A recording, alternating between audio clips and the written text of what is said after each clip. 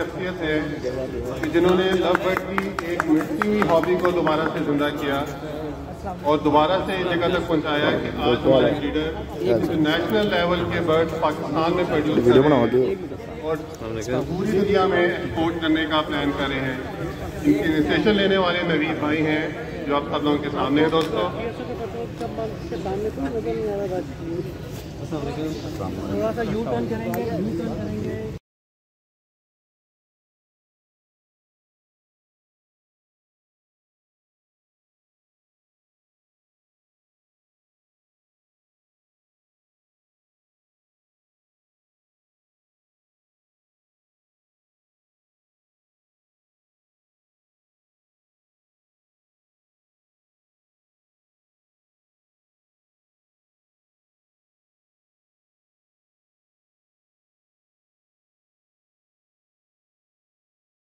ये बाहर यहाँ पे इस वक्त टेबल्स वगैरह लगी हुई हैं। यहीं पे ओपन में मैंने पिंजरे रख दिए क्योंकि हमारे घर में तो पिंजरे ऐसे पड़े थे, तो हमने वहाँ पे रख दिए। तो पहला जो बर्ड मैंने खरीदे थे वो लुटिनो पर्सनाटा से, तो लुटिनो पर्स और 2-4 बर्ड्स वहाँ पे मैंने रख दिए। तो उसके बाद कुछ महीनों बाद जो है पता चला कि जी मैं डब्बे भी रखे हुए थे, तो मैं सोच रहा यार बाहर जी। बड़ा अच्छा सवाल है और ये तकरीबन हर फैंसियर का सवाल होता है, और अगर वो सवाल पूछते नहीं उनके सर पे ये सवार होता है जिसकी वजह से वो आगे प्रोग्रेस नहीं कर पाते। तो कोशिश करूंगा इसका मुख्तसर जवाब दूं। सबसे पहली बात ये, जो चीज डिस्कवर आज से 140 साल पहले हुई है, जिनको हॉबी में आए हुए 1.5 साल हुआ है, वो तबसरा कर रहे होते हैं एक चीज के खत्म होने पे। एक चीज 140 साल से हो रही है और नई से नई म्यूटेशंस डिस्कवर हो रही है, एक बात। दूसरी बात यह है, पाकिस्तान की जो कैलकुलेटेड आबादी है तकरीबन 22-23 करोड़ अवाम है इस मुल्क की, उसका 1% 22 लाख 23 लाख लोग बनते हैं 1%। मैं चैलेंज करता हूं कि पूरे पाकिस्तान में छोड़े, पूरे पंजाब के अंदर या पाकिस्तान ले लो, आप मुझे 1 लाख लवबर्ड फैंसियर ब्रीडर, मैं उन लोगों को शुमार नहीं कर रहा जिन्होंने एक पेट रखा हुआ है, मैं ब्रीडर्स की बात कर रहा हूं। आप 1 लाख मुझे दिखा दें, मैं 1% का 22वां हिस्सा कह रहा हूं। और ये लोग देखा देखी इस काम में आ रहे हैं। आज से 10 साल पहले लोग इस काम को काम ही नहीं समझते थे। वो कहती है कबूतरों की तरह, मुर्गियों की तरह गंडा ला हुआ, ये शौक है, ये कुछ भी नहीं है।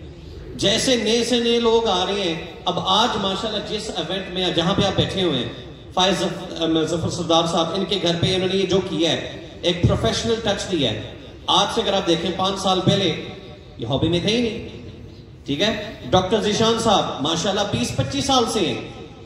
लोगों का ख्वाब होता है डॉक्टर बनना, ठीक है, ये डॉक्टर बनके तोते पाल रहे हैं। इसी तरह ताहिर शेख साहब माशाल्लाह, अल्लाह ताला इनके कारोबार में बरकत डाले, एक मिलियनियर नहीं कहूंगा, बिलियनियर कहूंगा। और आज हमारे दरमियान बैठे हुए हारिस रईस भाई एक्सपोर्टर है अपर गारमेंट्स के। लोगों का ख्वाब होता है बाहर मुल्क जाना, ये यहां से बैठकर कपड़े बाहर भिजवा रहे हैं और इनका काम होलसेल में है, मैसिव लेवल पे। वो कहते हैं तोतों से बेहतर चीज नहीं है। और जितनी अच्छी मैथमेटिक्स हारिस रईस भाई की है वो शायद किसी और भाई की हो। इसी तरह रिजवान भाई, ये अनाउंस करते हैं कि कम करना है, ये माशाल्लाह एक ग्राफिक डिजाइनर है और एक एंटरप्रेन्योर है अमेरिका के अंदर। उनके लिए स्पेशल काम करते हैं, लेकिन वो कहती हैं जो परिंदों में वो उसमें नहीं है। इसी तरह एक एक बंदे की मिसाल है, जुबैर खालिद भाई BBA चैंपियन साहब, इनके मोटरसाइकिलों का शोरूम है हैवी बाइक्स का। वो कहती हैं जो बर्ड्स में उसमें नहीं है। अब इसी तरह देखा देखी ये जो है ना, मजीद लोग आते जाएंगे। अब ये कौन लोग हैं जो ये बात कर रहे हैं? नंबर 1, या तो उनको काम की समझ नहीं है, वो जिसको कहते हैं रास नहीं आई उनको। नंबर 2, उनको हजम नहीं होता कि कैलकुलेशन बढ़ रही है, पॉपुलेशन आ रही है, पढ़े लिखे लोगों का तबका आ रहा है, उनकी जो चुदराहट है, उनका जो बड़ापन है वो खत्म हो रहा है दिन ब दिन। क्योंकि पहले 10 साल पहले, 15 साल पहले कोई किसी को कोई चीज बताता नहीं था। इस तरह की गैदरिंग्स नहीं होती थी। एक ही चौधरी होता था, 2 चौधरी होते थे, 3 होते थे। अब तो वो चुदराहट वाली चीज खत्म हो गई है, न्यू फैंसेस को प्रमोशन मिल रही है और वो सिर्फ और सिर्फ लवगढ़ के जरिए हो रहा है। छोटी सी बात करके जवाब को खत्म करता हूं, इसके ऊपर मैं लगा रहूंगा। मैं एक बंदे के घर में बैठा हुआ था 2019 में या 2020 में, तो उसने बड़ा कहा, शेख साहब ये जो आप काम कर रही हो ना गलत है, ये है वो है, तोता कभी बाहर नहीं जाएगा। अच्छा, इधर मैं क्लैरिफिकेशन करना चाह रहा हूं, लवगढ़ एक्सपोर्ट नहीं हो सकता, ठीक? कहते हैं ये जो फिशरीज है ना पर्सनाटिस, ये साइटस बर्ड है। मैं सुनता गया, मैं कह रहा क्या बात है, ये तो वो बाहर से लोग माल मंगवाई जा रही हैं। और इस पे तो मैं कहूंगा जो उन्होंने बाहर से गंद मंगवाया, उन्होंने कोई कसर नहीं छोड़ी इस हॉबी को बर्बाद करने में। आता गया आता गया आता गया। देखो, अच्छी चीज मंगवाओ जो लोगों के लिए फायदेमंद हो, महंगी चीज मंगवाओ, लेकिन गंद तो ना मंगवा लो कि जो कंडोम माल है। बात आपके अंदाजे के मुताबिक इंपोर्टेड लवगढ़ हमारे मुल्क में कितने आया है? 50 लाख का, 1 करोड़ का। एक एक इंपोर्टर ने कोई 10-10 करोड़ रुपए का माल बेचा है। कितने इंपोर्टर्स बैठे हुए हैं? आज भी लवबर्ड अल्हम्दुलिल्लाह अपने टांगों पे खड़ा है। रिंग नेक वाले, दूसरे म्यूटेशंस वाले, देखिए हमारा किसी के साथ मुकाबला नहीं है। हमने लवबर्ड को प्रमोशन इतनी कर दी है, हम सब ने मिलकर, आप बैठने वाले, बोलने वाले, यहां पे आने वाले, हर बंदे ने एक इस हॉबी में कंट्रीब्यूट किया है। बड़े तोते वाले किसी आज तक जगह पे बैठते हैं इस तरह? कोई एक महफिल मुझे दिखा दे, ठीक है?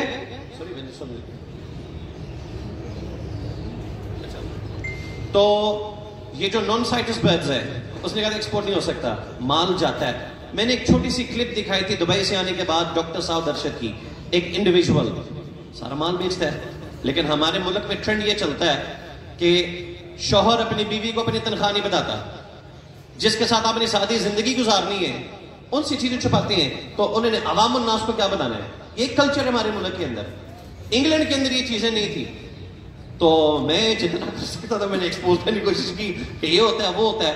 वजह, जब मैं आया था 2000, मैं अपनी जो तकरीर है ना मैं इधर ही करने लगा हूं, सही है, ताकि मैं स्टेज पे ना हूं। जब मैं आया था 2009 के अंदर, वालिद साहब ने कई कारोबार किए, उनका नुकसान हुआ और बहुत नुकसान हुआ, कैपिटल अपने घुमा दिया, सब कुछ किया। तो मैंने बहुत रफ टाइम देखा है, मैंने इस तरह जिंदगी देखी है, ऊंच नीच फाइनेंशियली। ये तोते सहारे, मैं किसी और की बात नहीं करता, मैं अपनी बात करता हूं। इंग्लैंड में पैदा हुआ, मेरे वालिद साहब इंग्लैंड में पैदा हुए, पूरी फैमिली पाकिस्तान शिफ्ट हुई। वहां पे लाइफस्टाइल अलग है। उस लाइफस्टाइल को पाकिस्तान में एडजस्ट करने के लिए आपको कई लाख रुपए महीने के चाहिए। और मैं ये दावे से कह सकता हूं कि मैं परिंदों के अलावा और कोई कारोबार नहीं करता, मैं और कोई काम नहीं करता, मेरी फैक्ट्रीज नहीं है। और जो लोग कहते थे शेख साहब आपकी नौकरी तो थी लाहौर मकतब में, मैंने वो भी छोड़ दी है और वो छोड़कर कोई प्लास्टिक की फैक्ट्री नहीं खोलने लगा, इंशाल्लाह लवबर्ड्स में ही हूं। बाकी इसका एक स्कोप है इंटरनेशनल लेवल पे। मैंने एक मुवाजना दिखा दिया, अरबी ममालिक में किस लेवल गंद पड़ा हुआ है, उधर किसी ने मेहनत नहीं की, कोशिश ही नहीं की। वो एक एवेन्यू है, खुला है, जो मैदान में भाग सकता है भागे। अब लोगों की कोशिश है कि वो कमरों से शुरू होते हैं, फिर वीडियो से शुरू होंगे, वीडियोस पे आए नहीं, वो खुले मंजर आम पे अंदर खाते लवबर्ड ना लाई मर जाएगा, ओ रुल गया, ये हो गया, वो हो गया। एक बंदे की अप्रोच है, एक बंदा, कई सारे बंदे हैं कि उनकी बुनियाद ही लवबर्ड से बनी है। और आज आप लवबर्ड पे गिराने के चक्करों में हो।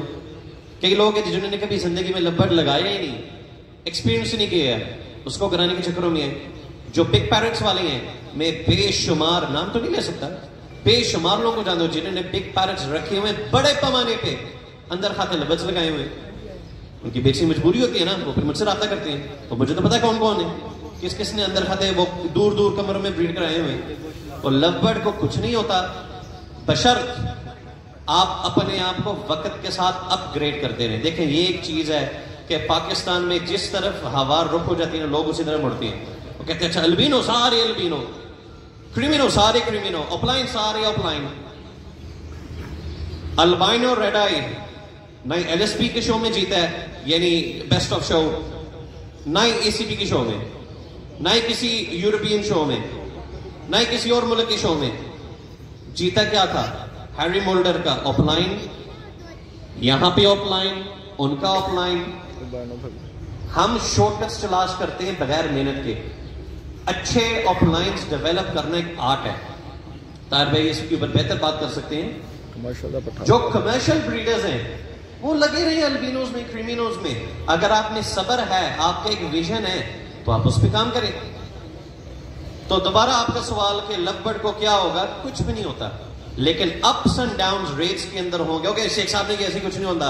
एक चीज 2 लाख की है, उससे अगली से उससे अगली म्यूटेशन बाहर के ममालिक में आ चुकी है, और आप अभी तक वो जो है ना वो ग्रीन यूविंग पे लगे हुए हैं। तो अब इसमें आपका कसूर है, उनका तो कसूर नहीं है ना। तो I hope I answered the question. Thank you. अब मैंने काफी टाइम लिया है। जज़ाकल्लाह।